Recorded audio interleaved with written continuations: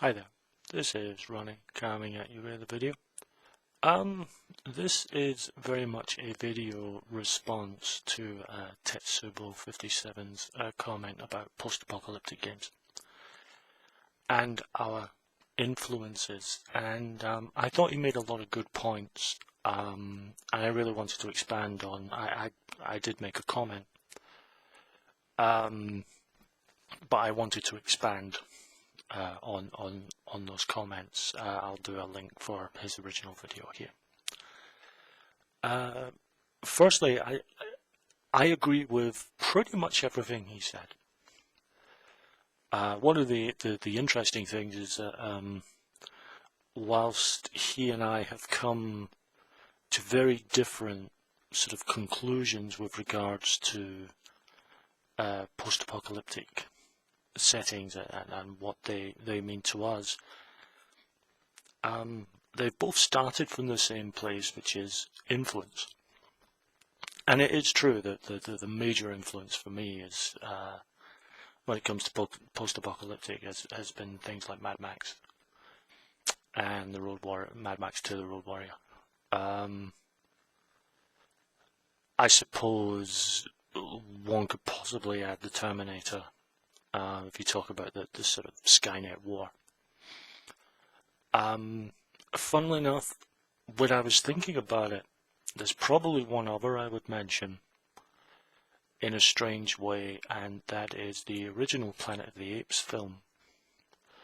And I mention it because when I first saw it back in the 70s on TV, I was really young, and all I thought was, oh, cool, talking monkeys and talking apes. And I didn't really understand or grasp the sort of social commentary that was making. When I saw it again in my 20s, I did see and did understand all the social commentary, and yeah, it's fairly dark when you get down to it. I mean, you know, it is quite dark and nihilistic in its own way, which I like. But one of the things I did mention, I agree about post-apocalyptic, about your influences, but I don't think it's just post-apocalyptic. I think we all, when we're sort of doing genres of games, we all are impacted by what we've seen or read or heard. You know, films or TV we've watched, music we've listened to, books we've read. And it doesn't have to be specifically everything you've seen, read, heard. It's the ones that impact you. It's the ones that really get you almost at a sort of primal, sort of guttural level and really hit you. The two games that I mentioned, just to show that, you know, I'm not all horror. My number one game is Castle Falkenstein, which is a steampunk game. Now, you can play that any which way you like, but for me, when I read it, it comes across as high fantasy, albeit in Victorian dress. And that's how I run it. I run it as a swashbuckler, and within that, I'm very influenced by things like the Musketeers. Not so much Dumas novels, but specifically the Richard Lester films from the 70s with Oliver Reed and Michael York, Richard Chamberlain, you know, Charlton Heston and all. That sort of mix of tongue-in-cheek and action and swashbuckle, but could have a serious edge to it.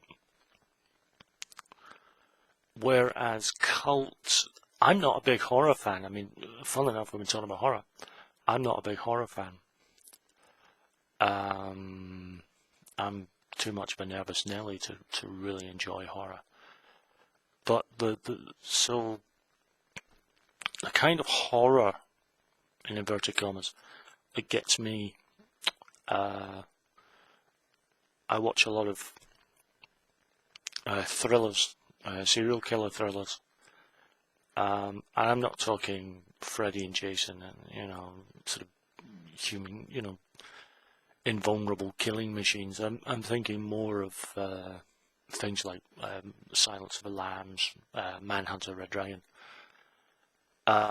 Seven,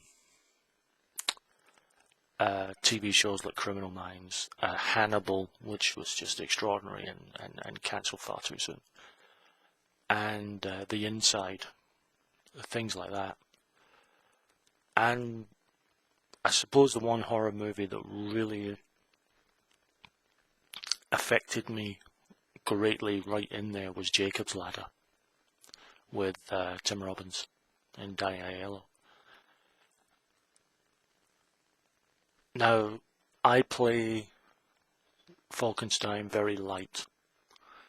I play Cult ridiculously dark because it suits the tone, and I can swap between them quite happily. I would agree with Tetsubo that it's very difficult to do light inside a dark game. You can take a light sort of tongue-in-cheek swashbuckler romp and add a bit of serious commentary in it, and I've done that. I've done that with games. But it's very difficult to take a light tone with something as dark or as nihilistic as I play it.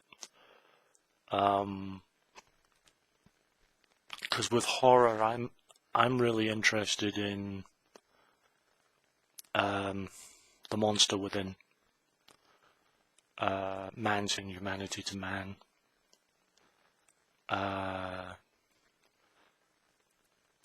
have no real religious sort of preconceptions. I'm an atheist. So for me, I'm intrigued by the notions of an afterlife or of celestial and infernal planes. And one of the questions in my head that impact on the sort of games that I write are, does good and evil exist in this world because there are celestial and infernal planes and they influence good and evil within us? Or does good and evil just exist, and because of their existence, the infernal and celestial planes are a manifestation of that, of good and evil that exists? Are they merely the sort of idealisms of those two at the extremes? And I love ideas of working with morality. And I love playing with the grey area. I'm not really a black and white person when it comes to horror. I much prefer the grey. Makes things a little more difficult for players. So it's a bit more fun for me, at least.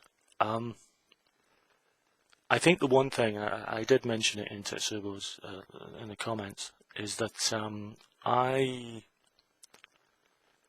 tend to find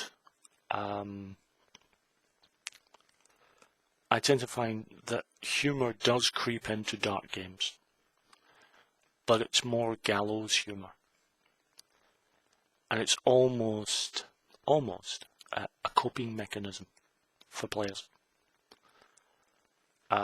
because the subject matter can be so dark and so difficult and disturbing that they do have a sort of, that they will sort of lighten the tone for themselves, almost so they can cope with the sort of horror that they're dealing with.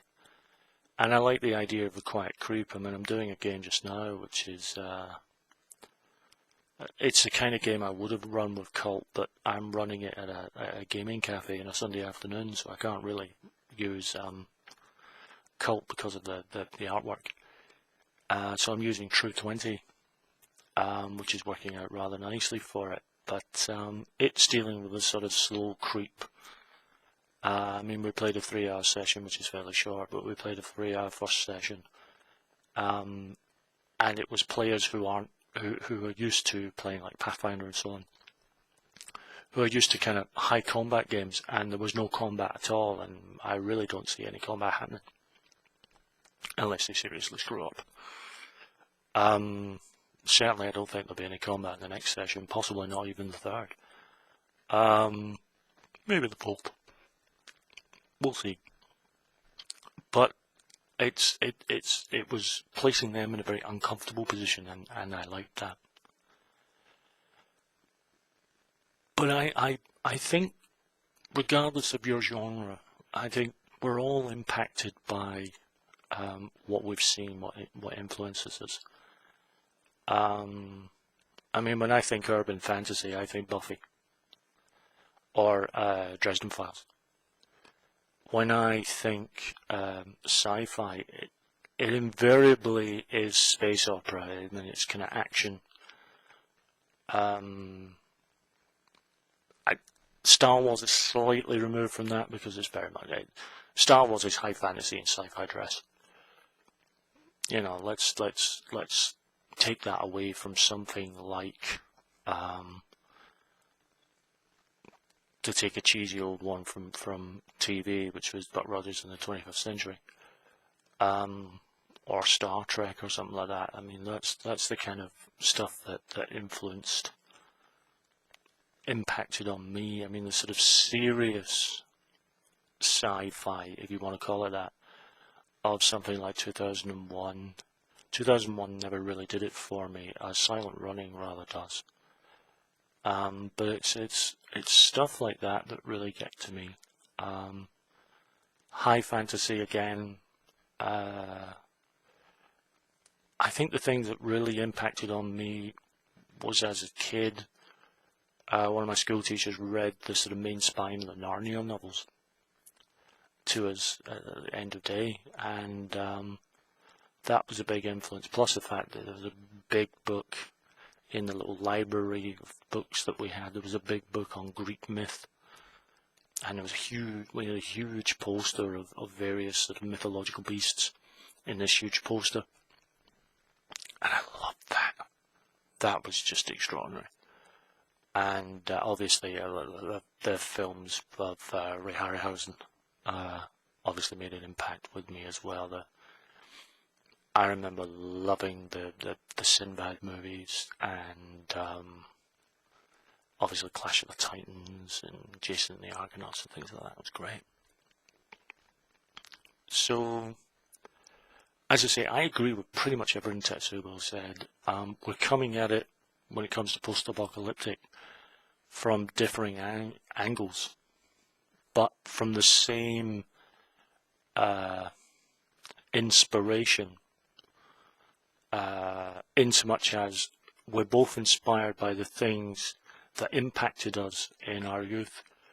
And I think if we went through every genre that we play and enjoy running, we would find influence, stuff that impacts the way we do games.